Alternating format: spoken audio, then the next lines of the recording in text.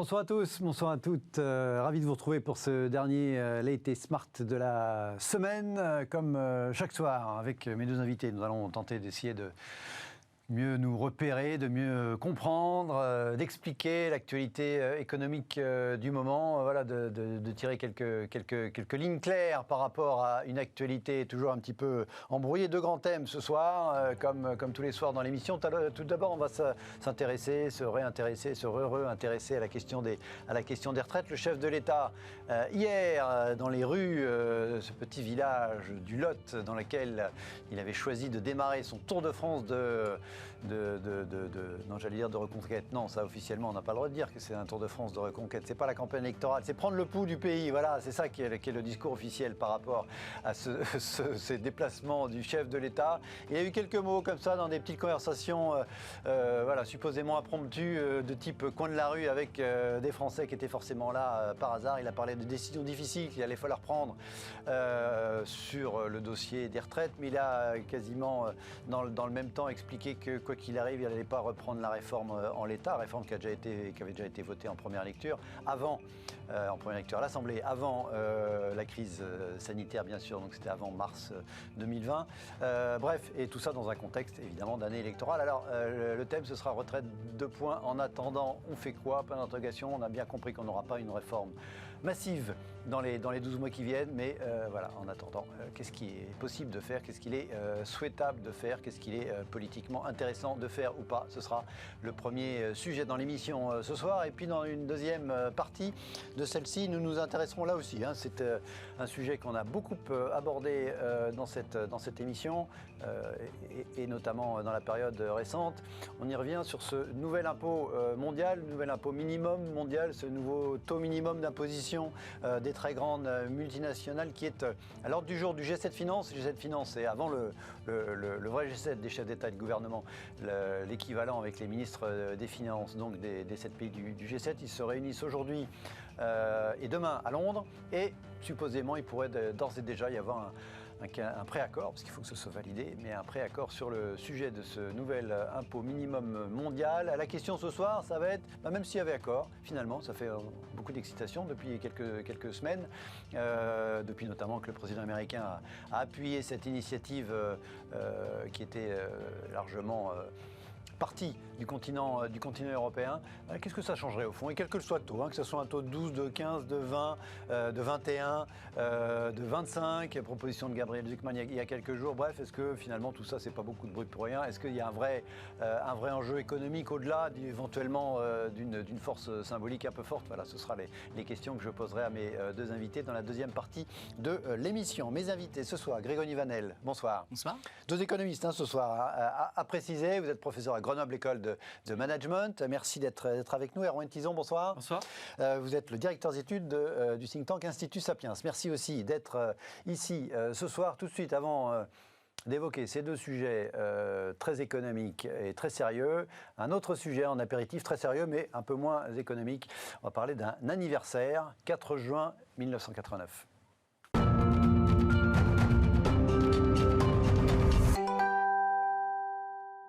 L'apéro, la question impérative pour démarrer l'émission. 4 juin 1989, disais-je, voilà, c'était par exemple le thème de la chronique de Pierre Aski ce matin à la radio. Il nous écrit: pendant 3 décennies, toute commémoration, on parle du massacre de Tiananmen, toute commémoration du massacre de Tiananmen le 4 juin 89 était interdite sur le territoire chinois, sauf Hong Kong, y compris évidemment depuis la rétrocession de 97, c'est terminé cette année de façon probablement absolument complète. Il n'y a pas de célébration, même pas le droit de s'habiller en noir, même pas le droit de porter des bougies ou une bougie, parce que ça pourrait être un rappel. Et de fait, dépêche, là, regardez dans Le Monde, la police de Hong Kong a arrêté l'une des figures du mouvement pro-démocratie de façon préventive ce matin. Une manière d'écrire le journal de montrer l'implacable détermination des autorités à empêcher toute commémoration dans la ville. Question toute simple, est-ce qu'il faut se résigner? Est-ce qu'il faut se résigner à voir comme ça Hong Kong peu à peu passer complètement sous les fourches du régime du parti unique de Pékin. Voilà, est-ce que quoi qu'il arrive, voilà, c'est trop tard. On dépasse l'économie, hein, on est là dans la géopolitique, dans les droits de l'homme. Cette idée de voilà, petit à petit, Hong Kong devient voilà, un bout de Chine comme les autres, avec sur toute cette partie-là les mauvais côtés. Il y a un processus de normalisation mémorielle. Hein. De toute façon, c'est la deuxième phase de la stratégie d'assimilation par la Chine de cette petite île. Hein. Hong Kong n'est une île aussi puissante que parce que les Anglais s'y sont installés pendant une centaine d'années. Ce processus, je pense qu'Hong Kong est vraiment la face la plus visible de l'iceberg et que le vrai processus de normalisation mémorielle, il a lieu avec les Ouïghours à l'ouest de la Chine. Bien sûr, oui. Il a déjà eu lieu au Tibet. Et je pense que c'est de ce côté-là qu'il faut qu'on regarde. Alors évidemment, les caméras sont plus facilement accessibles à Hong Kong, hein, de par... encore pour l'instant, voilà, même si voilà, il y a plus, il y a encore un peu, il y a des restes encore, hein, bien sûr, de liberté d'expression. En revanche, à l'ouest de la Chine, là, on n'en est pas seulement à l'interdiction de manifestations, de commémoration. Il y a des camps. Il y a de la violence organisée, de la violence d'État. Et là, il n'y a plus personne pour en parler. Mais de fait, voilà, c'est vrai que ça représente une vitrine aussi de cette espèce de normalisation. Alors, il y a l'aspect mémoriel. Alors, les petits Chinois, ils n'apprennent pas du tout le 4 juin 89. Hein. Ils n'ont aucune idée de ce qui s'est passé s'ils n'étaient pas vivants à l'époque. Et encore, Erwan, votre sentiment sur cette question, est-ce qu'il faut se résigner? Bon, en même temps, c'est tout petit, il n'y a pas tellement d'enjeux. On ne va pas envoyer les destroyers pour... Et puis, de fait, formellement, Hong Kong, c'est la Chine. Même s'il y avait un accord pendant 50 ans de rien changer, ça reste administrativement désormais la Chine, il n'y a pas de doute. Non, se résigner, non, parce que c'est extrêmement triste. Et puis c'est un peu l'apanage des régimes totalitaires de vouloir effectivement gommer une partie de leur histoire pour, en tout cas, réécrire un récit national. Mais je pense qu'effectivement, nous, autant qu'occidentaux, ici, à Paris, on peut difficilement aller sur place et envoyer des tracts puis un hélicoptère. Mais par contre, c'est peut-être aussi à nous, par les mobilisations, comme on a pu soutenir, comme beaucoup de mouvements européens et occidentaux ont soutenu, par exemple, les dernières manifestations qu'il y a eu ces derniers mois en Chine, de soutenir avec les outils qu'on a à disposition, hein, que ce soit les réseaux sociaux, etc., pour soutenir ce mouvement de liberté, pour se rappeler aussi, pour peut-être prendre le relais du devoir de mémoire. Et puis ça pose aussi la question, quelque part, d'avoir une Chine en fait, qui est absolument... tellement puissante sur le point de vue économique, sur laquelle on est tellement dépendante, hein, la sino-dépendance a été encore révélée l'année dernière pendant la crise du Covid, c'est de se demander quand même, si jamais ça avait été une autre dictature dans un micro-État, comment est-ce que nous on aurait réagi? Là, j'ai pas vu beaucoup de réactions de la part de la classe politique, j'ai pas vu beaucoup de réactions de la part de nos institutions. Il y a une forme de résignation aussi de la part de nos élites par rapport justement à cette méga puissance, parce qu'on sait qu'on est pieds et poings liés devant elle. Et il n'y a qu'à regarder d'ailleurs l'attitude absolument agressive qu'on peut avoir les comptes officiels chinois francophones envers n'importe quel activiste. Justement, c'est clair, oui, y compris l'ambassade à Paris d'ailleurs, hein, c'est très net, ça veut dire quelque chose. Enfin, en tout cas, voilà, je résigne ou pas, je ne sais pas, mais du coup, au moins, vous le rappeliez, hein, pas beaucoup de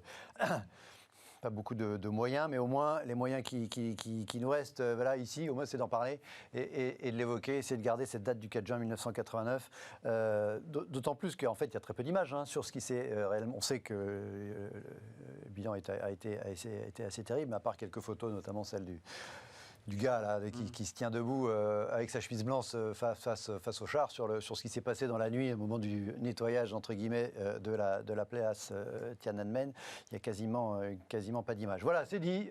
On a marqué cet anniversaire à notre façon, modestement, mais symboliquement. Tout de suite, notre premier débat sur la question des retraites.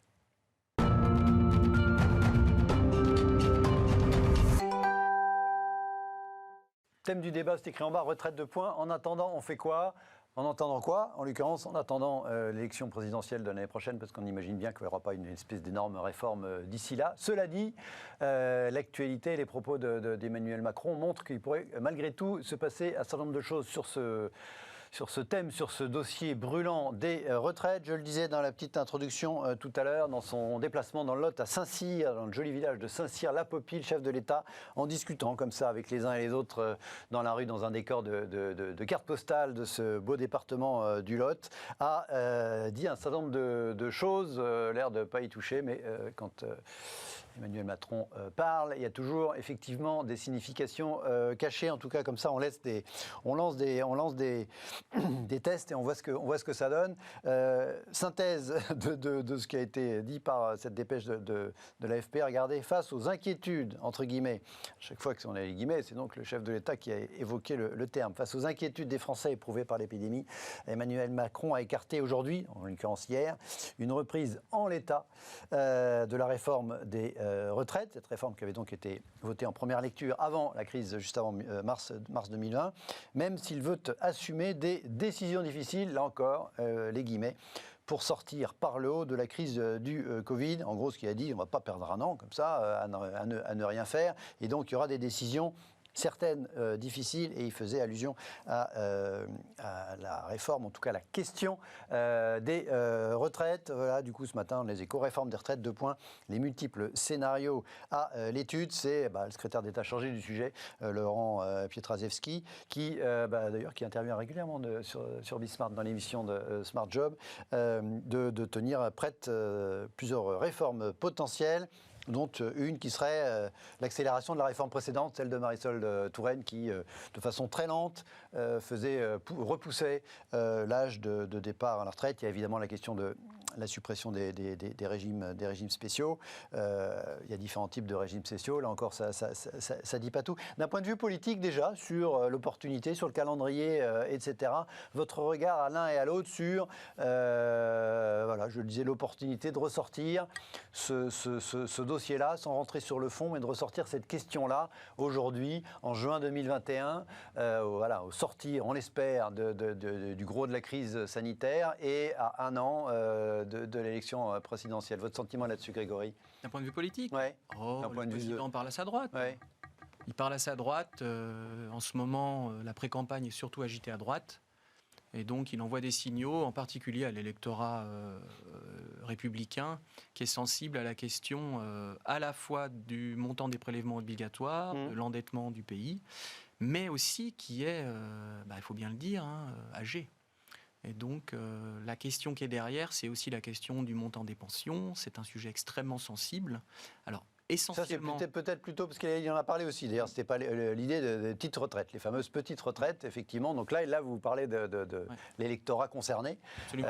Et évidemment, la question ne va pas se régler, à mon avis, pendant le débat présidentiel. En revanche, la façon dont on posera la question pendant le débat présidentiel aura une influence majeure sur la réponse. Et à mon avis, on la pose depuis 30 ans du point de vue de l'individu. On pose la question des égalités, de l'inégalité, de la pénibilité, et on ne raisonne jamais au niveau des grandes masses.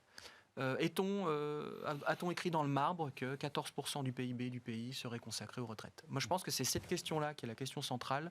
Une fois qu'on aura répondu à cette question, déjà, on sera en mesure de savoir quel type de réforme on peut faire et quels paramètres on peut modifier. Mais tant qu'on n'a pas répondu à cette question, qui est qu'on a une part de la population française qui est en âge d'être en retraite, qui va augmenter au moins jusqu'à 2050. D'ailleurs, c'est notre classe d'âge. Est-ce qu'on associe une augmentation de la part de la richesse produite dans le pays à ces individus-là ou pas?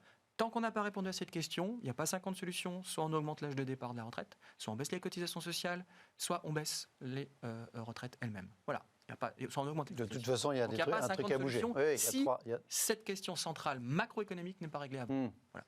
D'accord. Alors, je vais vous faire réagir à ça. Et d'abord sur l'opportunité politique, Erwan, est-ce que il aurait intérêt à enfouir tout ça sous le tapis, ou effectivement, de toute façon, c'est un sujet qui doit quand même être abordé sous une forme ou sous une autre, soit avant, soit juste après l'élection, et donc autant retirer maintenant, peut-être notamment en s'adressant à certains électorats, comme le suggère Grégory. Votre avis là-dessus? Emmanuel Macron, il a été élu sur sa capacité à réformer, ça c'est indéniable. Ça c'est sûr, en tout cas, c'était le storytelling de l'époque. L'électorat de centre-droit, effectivement, c'est un électorat qui est très sensible aux réformes structurelles. C'est un électorat qui en plus a été très souvent cocuifié par beaucoup de premiers ministres de droite, entre 1995 et 2000, même 12, qui du coup avaient annoncé des réformes avec des gros bras musclés qui ne l'ont pas fait. Lui au contraire. C'est la gauche qui les a faites d'ailleurs. En plus c'est vrai. On disait toujours Chirac en rêvait, Jospin l'a fait. Mais, et en plus, donc, là du coup, pour le coup, donc, il n'est pas arrivé avec ses gros bras, il a juste dit je vais arriver, je vais faire ça. Et effectivement, pour l'instant, il a fait tout ce qu'il avait fait. Sauf la réforme des retraites. La réforme des retraites, c'est le troisième pilier de son projet d'émancipation économique. Les deux premiers, c'était la formation professionnelle et l'assurance chômage. Il y en a un et demi pour l'instant qui est réalisé. L'idée que l'assurance chômage, c'est un petit peu, pour les raisons qu'on sait. Tout à fait. Et c'est pas forcément peut-être le thème, enfin, c'est pas non plus l'objectif et la pertinence de ce faire aujourd'hui, mais l'idée sous-jacente qu'il y avait derrière, c'était chaque individu doit reprendre en main son destin. C'est-à-dire qu'aujourd'hui, les destins sont figés par les diplômes. L'idée, c'était que chacun puisse se former comme il veut, changer de métier quand il veut et prendre sa retraite un peu comme il veut. Il y avait un fond individualiste. Il y avait un fond très individualiste. Et je trouve que, enfin, pas le storytelling, mais l'histoire qui était racontée derrière était très intéressante parce qu'on sortait vraiment de. C'est pas parce que vous aviez raté votre bac à 20 ans que vous alliez vous retrouver manutentionnaire jusqu'à la fin de votre vie. Au contraire, il y avait un modèle très suédois qui était très intéressant de dire même si vous ratez vos études et vous vous retrouvez malheureusement dans un métier très pénible, la société va faire en sorte par la formation que du coup vous puissiez faire autre chose. Et donc du coup la question de la pénibilité ne se posait plus. Et je pense en fait qu'avec cette brique en moins, sachant que l'assurance chômage est là aussi très effritée, heureusement que la brique formation pro est très forte, je trouve que politiquement il a perdu beaucoup en cohérence. La première fois qu'ils se sont réunis pour parler des retraites, c'était janvier 2018. On est aujourd'hui en juin 2021. Que de temps perdu. Enfin, c'est dommage d'avoir vraiment perdu beaucoup de temps. Après, il y a eu beaucoup d'éléments extérieurs non souhaités. Mais il y aura toujours des éléments extérieurs sur les retraites. Vous dites le mot en l'occurrence, c'était un truc un peu majeur là, depuis un an. Bien sûr. Mais vous dites le mot retraite. Il y a eu beaucoup de temps qui ont été perdus avec des discussions. Il y a eu le problème, un projet aurait dû être ficelé à la fin de l'année 2018, ce qui était prévu. Même c'était prévu déjà dans les initiateurs du programme présidentiel, en tout cas sur la partie économique. Il aurait dû être soumis à référendum à l'Assemblée, une convention citoyenne ou que sais-je, mais en tout cas, on aurait dû avoir déjà quelque chose qui soit enclenché. Là, c'est sûr que ça paraît malheureusement trop tard, même si on peut malheureusement, regretter qu'un quinquennat ne dure que 3 ans. Malheureusement, ça paraît trop tard et je pense qu'en fait, ça va jouer contre lui au moment du bilan en 2022. Alors, sur le préalable qu'a évoqué Grégory, de répondre, est-ce qu'on se place du point de vue de l'individu ou est-ce qu'on on raisonne grande masse et on se dit, est-ce qu'il faut consacrer cet argent-là, cette part de la valeur ajoutée, cette part de la croissance future, etc., à s'occuper de cette partie-là de la population. Est-ce que ça vous paraît aussi un espèce de préalable ou ce préalable, pour vous, c'est plus un prérequis qu'un préalable qu'il faut valider encore ou pas? Au-delà du volume, 14 points de PIB, c'est 4 points de PIB quand même que la moyenne de l'OCDE. Donc on a quand même on est plutôt mieux disant que, en tout cas en termes de grande masse, pour reprendre l'expression de Grégory, on est plus que lui, on fait plus que les autres. Oui. Le revenu moyen des retraités est supérieur au revenu moyen des actifs. Poser la question. Une des anomalies de la société française. Se poser la question, pourquoi est-ce qu'il y a besoin d'avoir autant de cartes d'abonnement spécifiques pour les retraités, sachant qu'ils ont des revenus supérieurs à ceux des actifs. Et le revenu médian? Je parle revenu moyen, bien sûr. Non, mais c'est là où vous allez voir justement que je vous suis. Il y a 2 chiffres, à mon avis, qui pour moi montrent que le système aujourd'hui est inefficace et inéquitable. Inéquitable, pourquoi? Quand vous regardez le taux de récupération, c'est des chiffres de la CRTDTE, le taux de récupération d'un actif une fois qu'il passe à la retraite, pour quelqu'un qui est né dans les accords des années 1920, il est de 400%. Quelqu'un né dans les années 40, il est de 200%. Quelqu'un de la cohorte 1960, il est de 150%. Quelqu'un qui, comme moi, est de la cohorte 1990, il va être de 90%. Ça veut dire quoi? Ça veut dire que toute ma vie, je vais cotiser beaucoup plus que ce que je vais pouvoir recevoir à la retraite. Je vais recevoir en proportion 4 fois moins que mes grands-parents.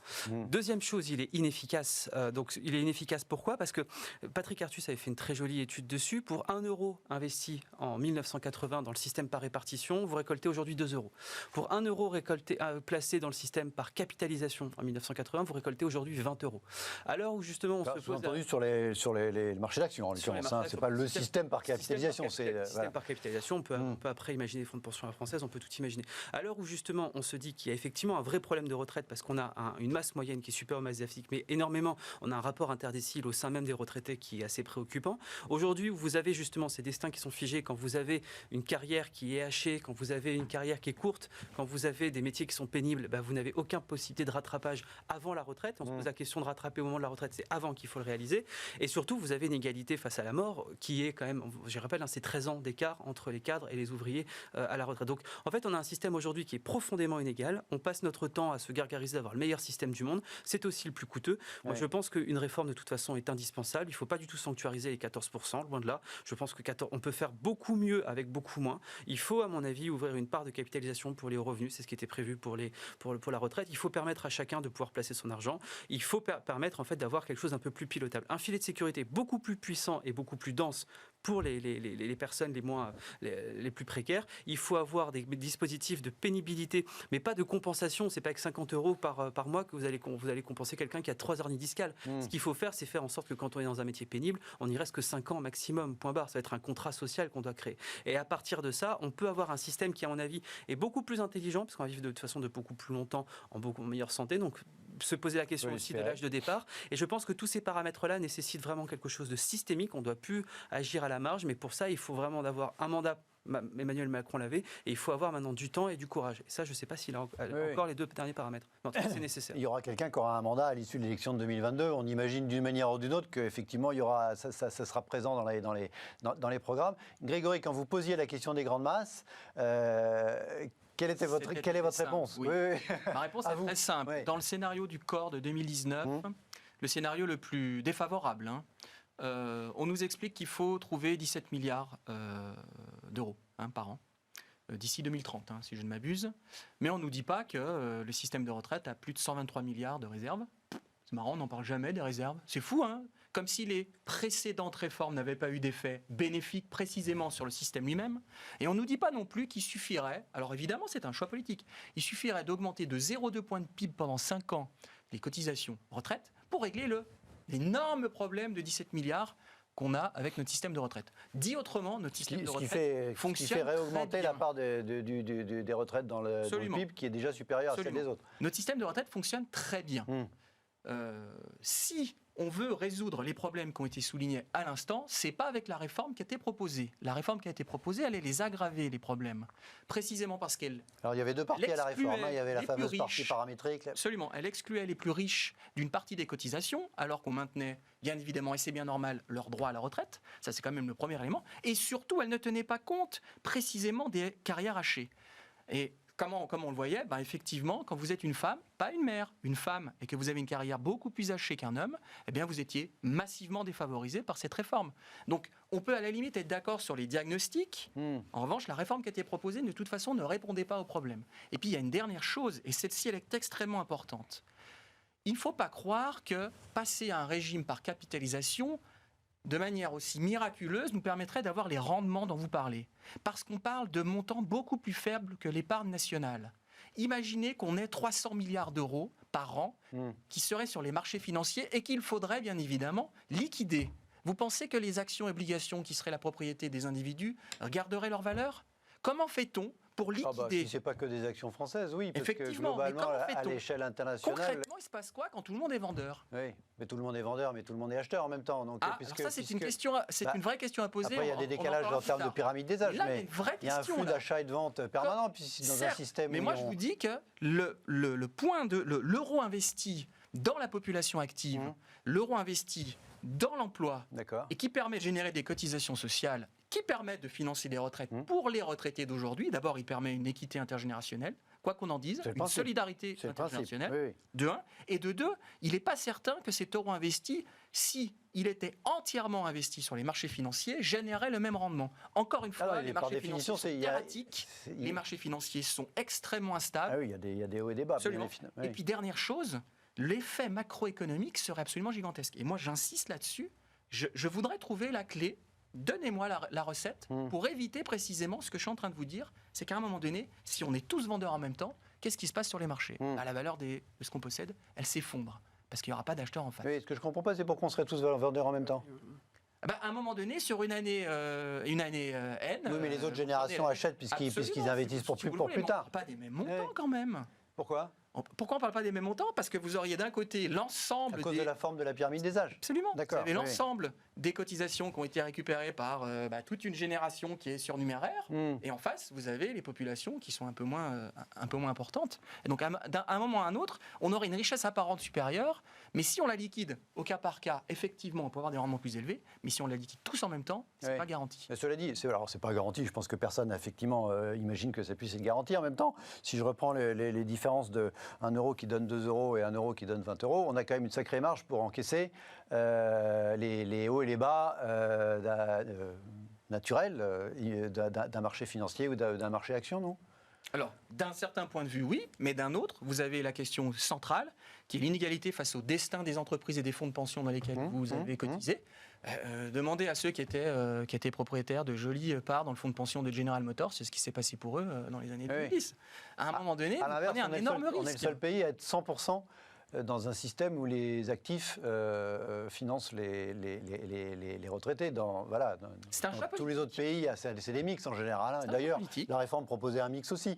Qu'est-ce que vous répondez au risque de tout le monde va en même temps là, sur ce point précis, Erwan, par rapport au fait qu'il y a une génération surnuméraire, comme disait Grégory, qu'à mon avis, à un moment donné, ils vont être plus nombreux que ceux qui rentrent dans le marché du travail ou qui y sont encore. Non, mais j'y crois pas du tout à ce risque-là. En plus, on est quand même face à on a face à nous des défis qui sont absolument colossaux, qui nécessitent des investissements absolument monstrueux.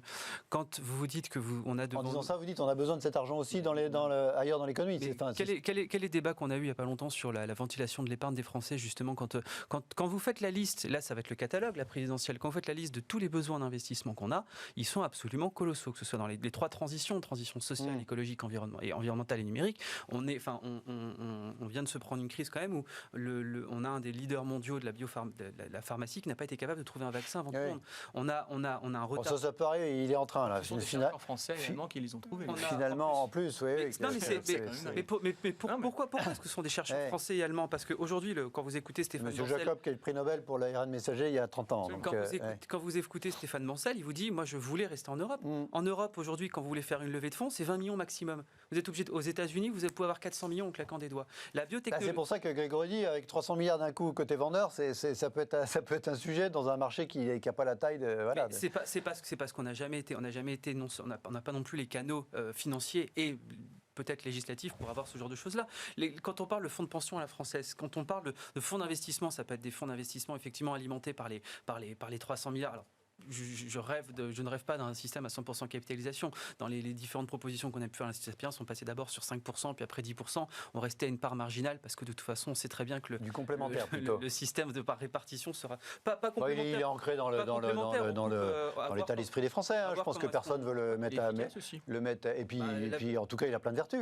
Sur l'efficacité, on reviendra après. Mais juste, moi, je pense que c'est totalement possible d'avoir cette masse-là, sachant en plus face à la rentabilité qu'on va avoir, on a un besoin monstrueux en termes d'investissement et on est en surépargne. Donc en fait, il y a besoin d'équilibrer ce marché-là. Et je pense que la seule façon de l'équilibrer, c'est de libérer justement cette épargne-là. Aujourd'hui, quand vous voyez les taux de rentabilité de la plupart des fonds de pension américains, qui en plus sont quand même beaucoup plus risqués parce qu'ils sont sur beaucoup moins de lignes que ce que nous on pourrait faire, il n'y a pas forcément les garanties que nous on pourrait développer. Je trouve ça absolument je comprends même pas pourquoi est-ce que les retraités sont pas dehors à manifester. Les mêmes qui demandent du pouvoir d'achat, les mêmes qui hurlent quand on leur augmente la CSG de quelques points, de voir en fait le différentiel qu'ils sont en train de perdre tous les mois par rapport à un système qui est profondément inefficace sur le point de vue de la rentabilité. Et ensuite sur l'efficacité, moi je peux pas du tout entendre cet argument-là, que ce soit déjà les inéquités qu'il y a intragénérationnelles et intergénérationnelles. Intergénérationnelles, je les ai citées avant, et intragénérationnelles. Elles sont déjà là, ces inégalités.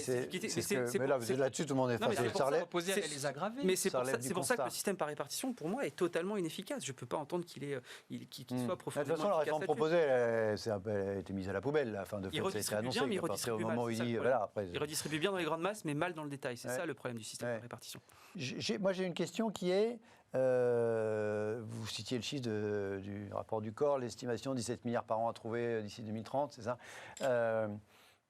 Comment comprendre que 17 milliards, c'est beaucoup d'argent, alors que sur 3 ans, cette crise va avoir coûté à l'État entre le delta sur les 3 exercices du budget, le fameux chiffre qui est tombé d'Olivier Dussopt il y a un mois, 460 milliards sur 3 exercices, entre la trajectoire budgétaire pré-Covid et post-Covid, sur 3 exercices.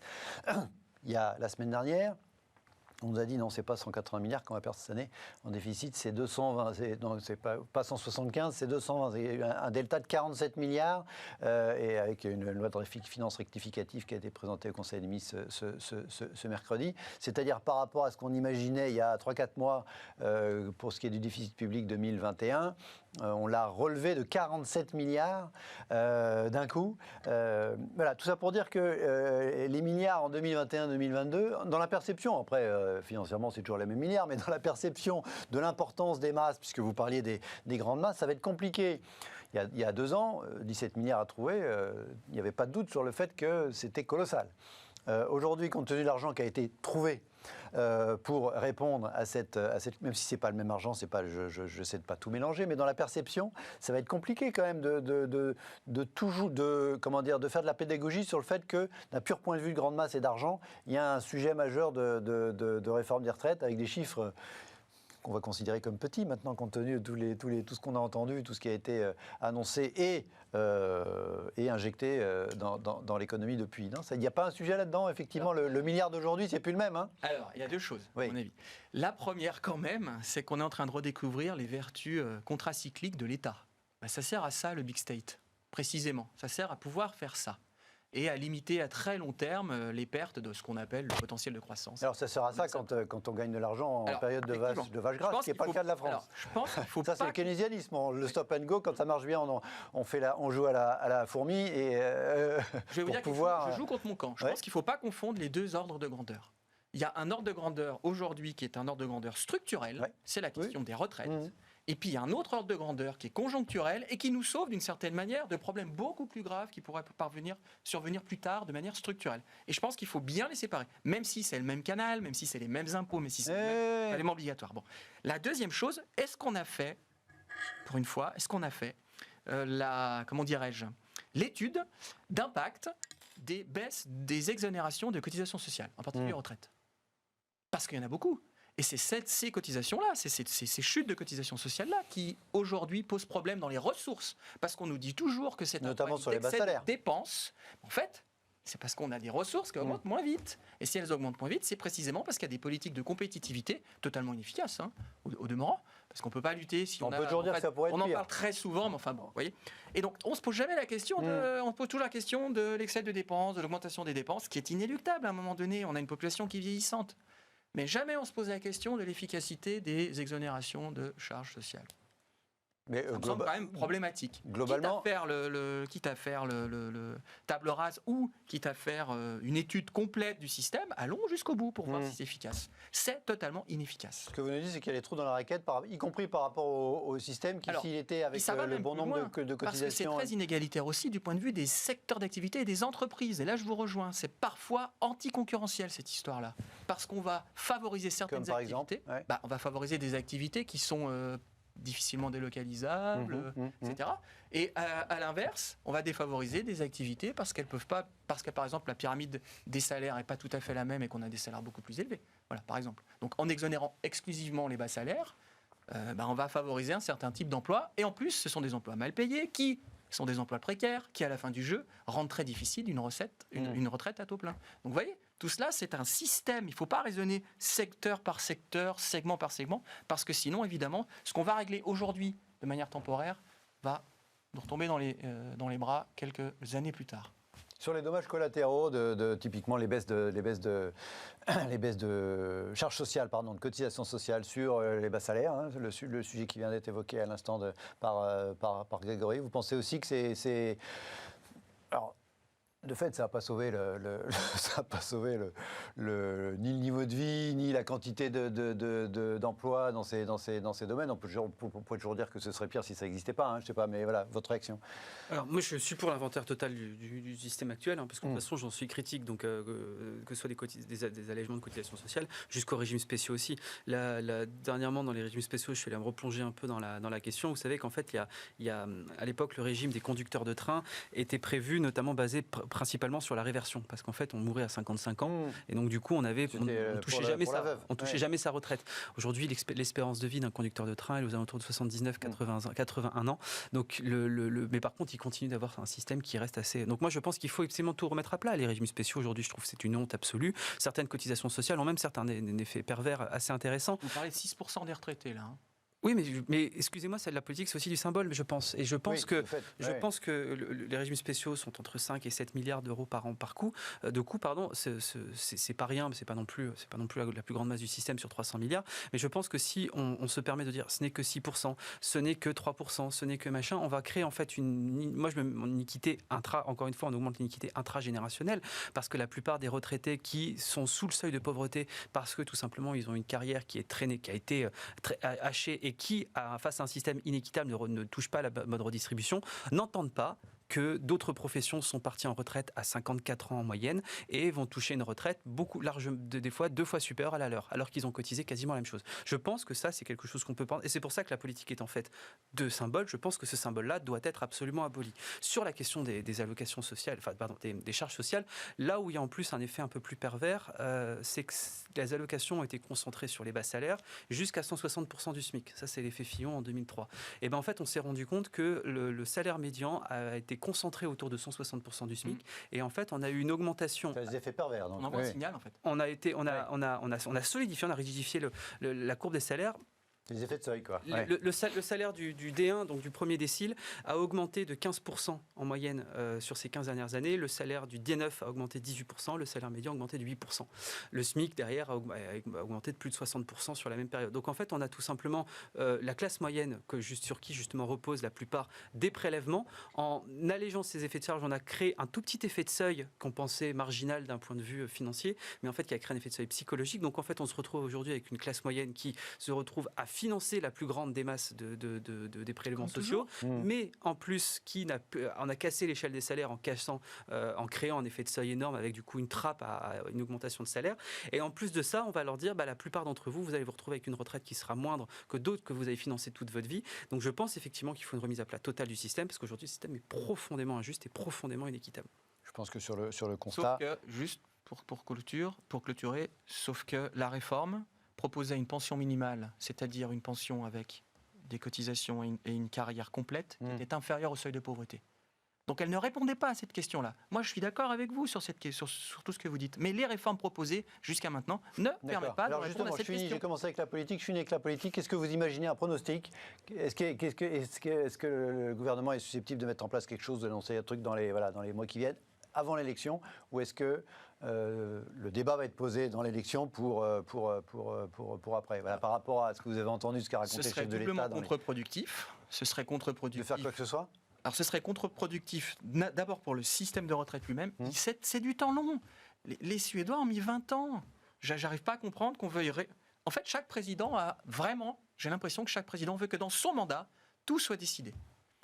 C'est pas possible. Ouais. Cette temporalité-là est juste pas possible. Et en fait, c'est un handicap. Donc là, l'actuel, on imagine qu'il souhaite un deuxième, justement, pour pouvoir continuer. Ce serait suicidaire aussi, parce que à partir du moment où vous allez dire aux individus à quelle sauce ils vont être mangés, ils vont regarder chez le voisin comment ça se passe. Et il est fort probable qu'on trouve des lièvres. Donc, moi je dis, c'est toujours le bien petit conseil que je ferais, c'est plutôt de dire, nous avons des intentions, on verra plus tard. D'accord. Un thème de campagne ou déjà des petites choses, un pronostic, là, on revient à la politique et... Alors, plus qu'un pronostic, un vœu, moi j'espère que la réforme telle qu'elle a été pensée par Philippe Aghion, Jean Pisani-Ferry, vous avez toute une corde d'économistes qui sont tous plus brillants les uns que les autres, était à mon avis, Philippe Martin était à mon avis dans sa mouture assez intéressante. Moi je pense sur la fin on n'était plus tous défenseurs de ce qui avait été finalisé et retenu. C'est pour ça, dans son système original. Et j'espère que Emmanuel Macron l'amènera à bout, quitte à ne pas se représenter, à nous faire une Schröder, c'est-à-dire de penser d'abord à l'intérêt économique du pays avant de penser à sa carrière politique. C'est pas le plus... On sait rien, on verra. On a un an devant nous, pas pour savoir la réponse à la question, ce sera un peu moins d'un an, mais... Allez, merci, reste avec nous, on marque une courte pause. On se retrouve dans quelques instants, on va parler de cet impôt minimum mondial.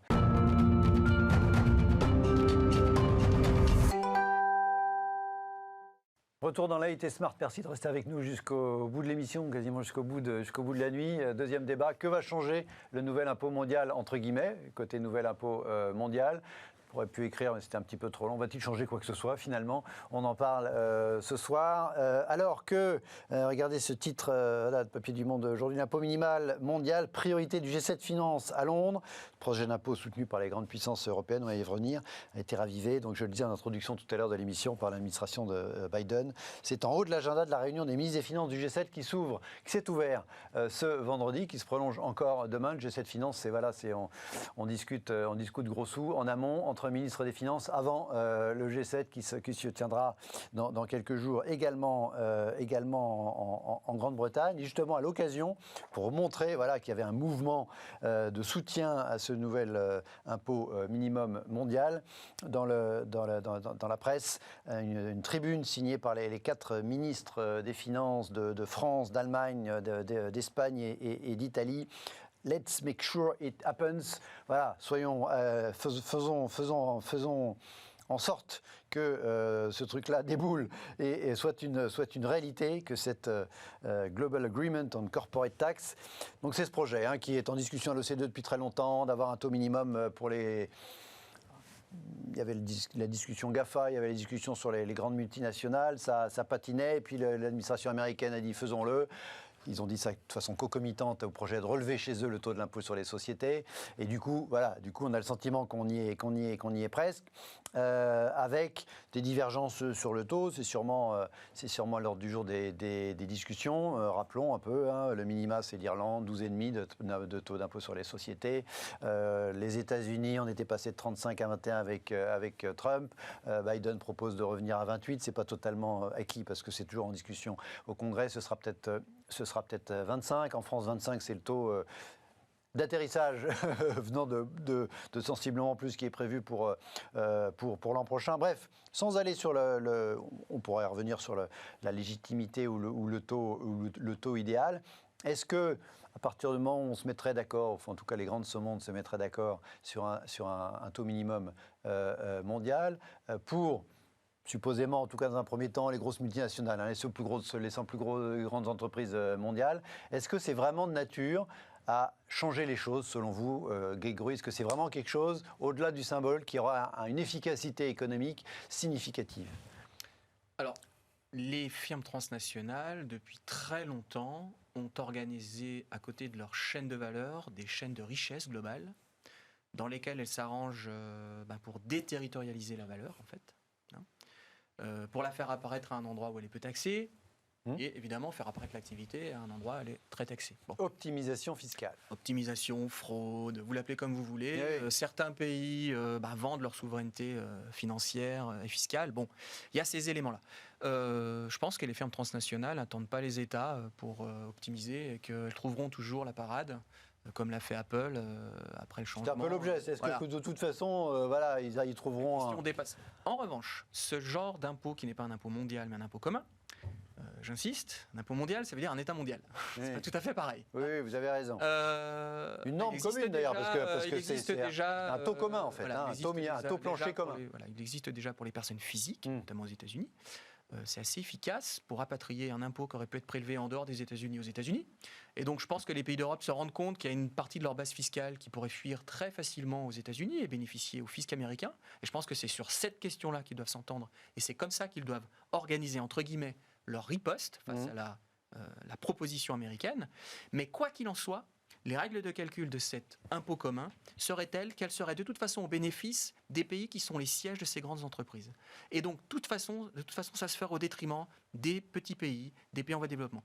Donc, il y aurait en fait une forme de transfert global de la base fiscale des pays les plus pauvres vers les pays les plus riches. Base fiscale, évidemment, de l'impôt sur les sociétés. Et puis, dernière chose, j'aimerais quand même qu'on le dise. En même temps, l'activité économique des grosses boîtes, elle ne se fait pas chez les pays les plus pauvres, globalement, pour l'essentiel. Il me semble qu'il faut du tungstène et qu'il faut un certain nombre de ressources naturelles pour pouvoir produire. Mais c'est pas le prix du tungstène n'est pas dominant dans le prix du smartphone. La façon dont sont organisés les marchés. Oui. Attendez, on sait ce que c'est que le pouvoir de marché quand même.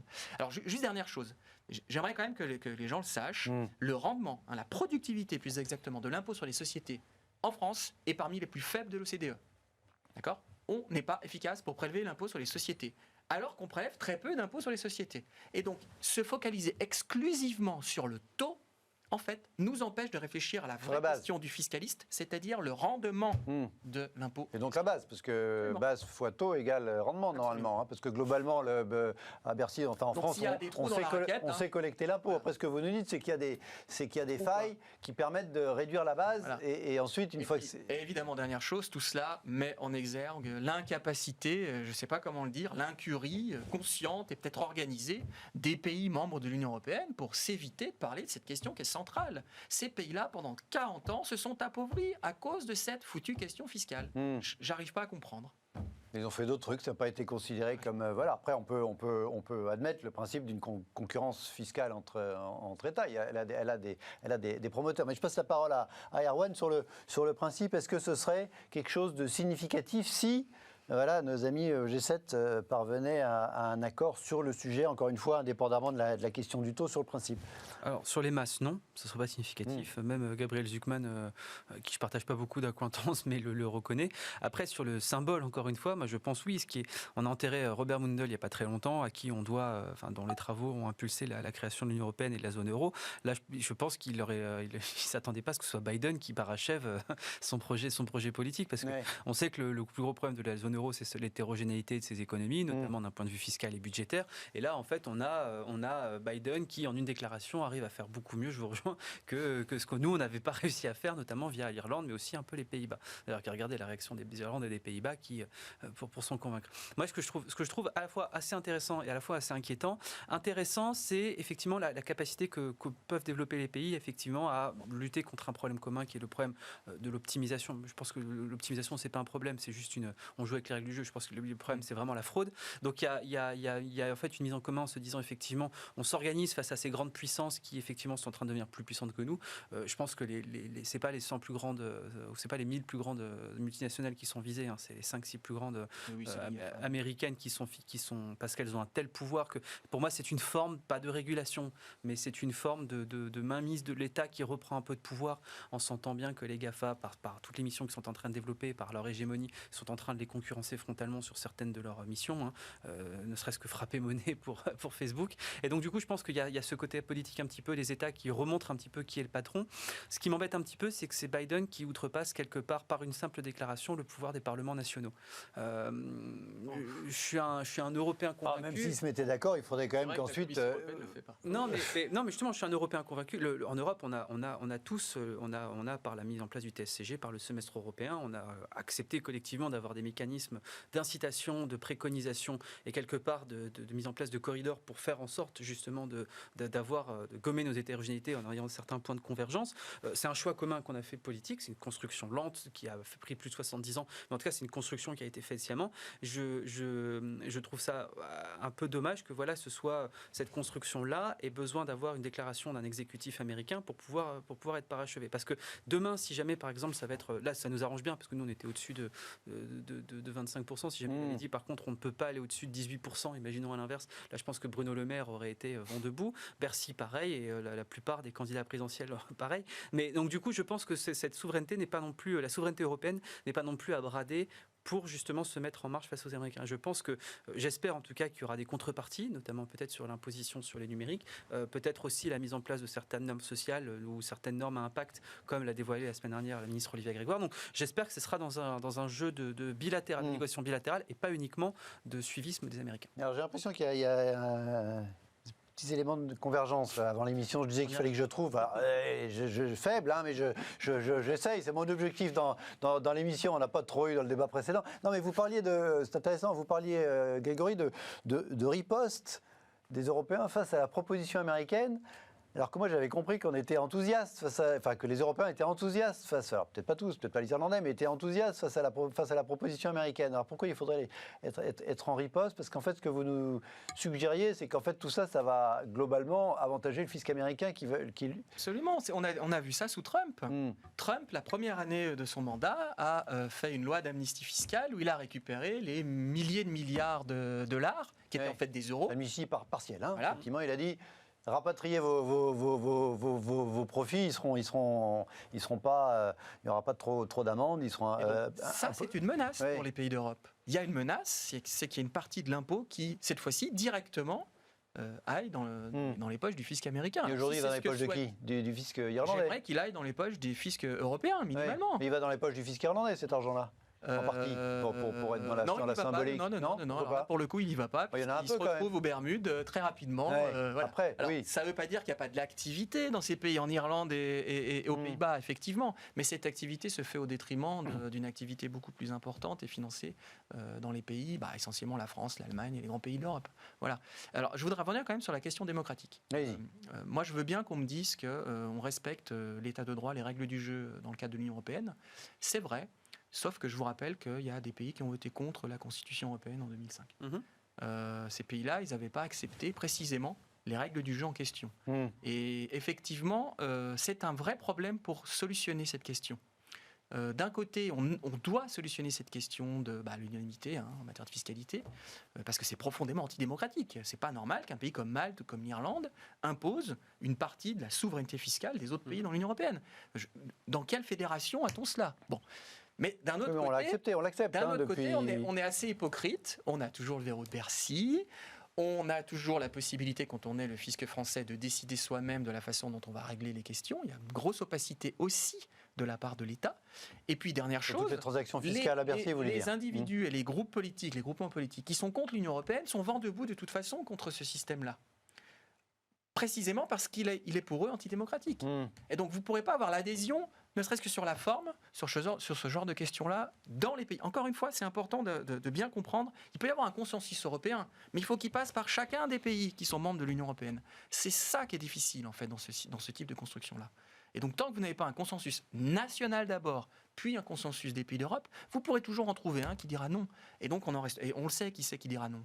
Évidemment, c'est l'Irlande. Donc on sera dans une situation de nini qui va avantager les États-Unis. On n'est pas sûr, on sent que... Les États-Unis mettront en place, quoi qu'il en soit, leur impôt mondial et récupéreront une part de la base fiscale des pays où il y a de l'activité, notamment des GAFAM. Et ces pays-là, c'est la France, l'Allemagne, l'Espagne, l'Italie, des pays peuplés. Voilà. Est-ce que le principal bénéficiaire de cet hypothétique impôt, non pas mondial, mais ce taux minimum d'imposition sur lequel le G7 se mettrait d'accord, vous pensez que ce serait, quoi qu'il arrive, à la fin du match, les États-Unis qui gagnent ? Il ne faut pas se leurrer, les Américains ne sont pas des philanthropiques, les philanthropes, pardon. Tout ce qu'ils font, c'est dans leur intérêt. C'est une puissance. En même temps, les boîtes, elles sont américaines. Et les boîtes en plus faut le rappeler. Et les boîtes en plus sont américaines. Oui. Une partie importante de l'activité est en Europe, vous avez raison. Mais ça démontre aussi justement qu'il ne faut plus que l'Union européenne ne soit encore une fois dans le sillon des Américains, que ce soit sur la fiscalité ou que ce soit sur les grandes boîtes aussi. C'est une pétition de principe, mais j'espère que la crise de 2020-2021 nous a fait prendre conscience de nos faiblesses structurelles et de notre dépendance à la fois industrielle à l'Asie, puis à la fois technologique par rapport aux États-Unis. Et qu'enfin, on va avoir justement cette prise de conscience qui va nous permettre de dire l'Union européenne ne peut plus se permettre d'être un continent à rebours, pris entre deux étaux qui du coup cherchent à la compresser avec des valeurs différentes, mais doit justement bien s'élever en tant que continent. Donc ça passe par des règles. Je pense aussi qu'il faut mettre fin à la règle de l'unanimité. D'ailleurs, Juncker, dans le dernier discours de l'Union qu'il avait réalisé en 2017, si je ne dis pas de bêtises, avait appelé de ses voeux à la fin de l'unanimité. D'ailleurs, c'est dommage d'avoir attendu la fin de son mandat pour le faire. On assiste aujourd'hui, il faut de toute façon des transferts de pouvoir, il faut de toute façon un transfert fédéral. Là, pour le coup, on est passé de modèle, on va passer à ça, sur toute sa théorie justement de l'intégration monétaire et politique. Enfin, ça, il faut que les opinions soient d'accord. Enfin, je reviens à l'argument je pense que les opinions les opinions peuvent être d'accord dans la mesure où si on leur explique justement. Le problème, c'est que l'Europe aujourd'hui est très mal comprise par les citoyens parce qu'elle est mal comprise par les émetteurs qui sont à la fois une partie des médias, mais surtout une partie de la classe politique qui, la plupart du temps, ne comprennent absolument pas comment est-ce qu'elle fonctionne, même s'ils y siègent et ils en vivent. Donc, je pense en fait que du moment où on arrivera à comprendre et à cerner les avantages qu'il peut y avoir justement à opérer certains transferts de souveraineté, que ce soit d'un point de vue budgétaire, d'un point de vue monétaire, c'est déjà fait d'un point de vue financier, on comprendra justement qu'on a intérêt à aller là-bas. Ou alors, on arrête complètement avec le système actuel, parce que de toute façon, on est dans un entre-deux. L'union est réalisée à 90%, mais il faut qu'elle soit efficace, il faut qu'elle soit réalisée à 100% pour qu'elle soit efficace. C'est pour ça qu'on est dans un demi-système où aujourd'hui, ce n'est pas suffisamment efficace. Donc, on choisit soit on reboot, soit on va jusqu'au bout. 10 secondes. Oui, je voudrais aussi conclure sur une dimension qu'on oublie. C'est la question de l'activité des optimisateurs fiscaux. Des grandes entreprises d'audit qui vivent à peu près à 30%, leur revenu c'est à peu près 30% qui est lié à l'optimisation fiscale. Et en fait, en se focalisant sur la question de l'impôt, du taux d'imposition, etc., on néglige en fait le modèle d'affaires de ces entreprises-là, qui sont des entreprises globales, très puissantes. Alors évidemment, je parle un peu contre ma paroisse parce que je forme beaucoup d'étudiants pour ces entreprises-là, évidemment. Mais en attendant, ces entreprises-là aussi, elles n'ont pas attendu pour avoir une offre d'optimisation fiscale, voire de fraude fiscale, extrêmement efficace et évidemment extrêmement opaque. Et donc, attention, en se focalisant sur la question exclusivement de la fiscalité et en négligeant la question des modèles d'affaires de ceux qui optimisent, des optimisateurs, en fait, si c'est pas interdit, on risque quand même. Justement, à l'OCDE, il y avait toute une réflexion sur les modèles d'affaires de ces entreprises-là. D'accord. Et ça, c'est passé à la trappe. C'est pas ça qu'à l'ordre du jour du G7 Finance. Un taux, ils vont se mettre d'accord sur quel chiffre ? Allez. 17%. 17. Ouais, je pense 20%. Allez, rendez-vous, c'est noté, c'est gravé sur la bande. Il reste 1 minute, l'after tout de suite, je voudrais vous faire réagir à une ou deux actualités pour terminer l'émission.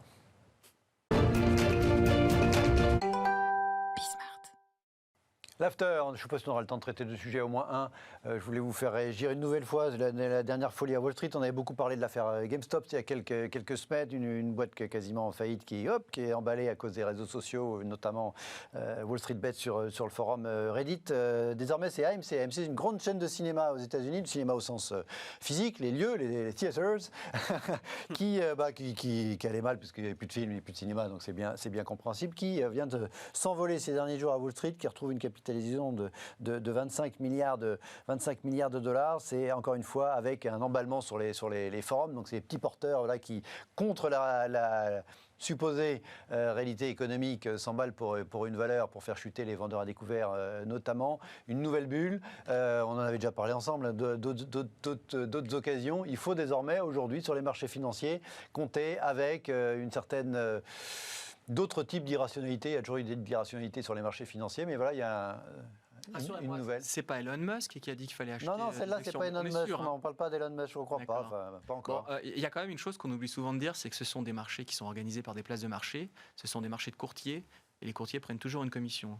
Et donc, quand il y a une envolée des ventes de titres, que les titres soient à la hausse ou à la baisse, c'est toujours celui qui est courtier qui gagne à la fin. Et comme par hasard, souvent le courtier, c'est une autre branche de l'entreprise qui avait vendu à découvert. Et donc, à la fin du jeu, je voudrais voir les comptes consolidés quand même des entreprises en question. Je pense que certes, elles perdent de l'argent sur ces activités-là, mais qu'elles sont peut-être un petit peu en train d'instrumentaliser quand même les petits porteurs en leur faisant croire qu'ils ont du pouvoir sur les marchés. Vous savez, sur les marchés financiers, ceux qui ont du pouvoir, c'est ceux qui ont l'accès au crédit.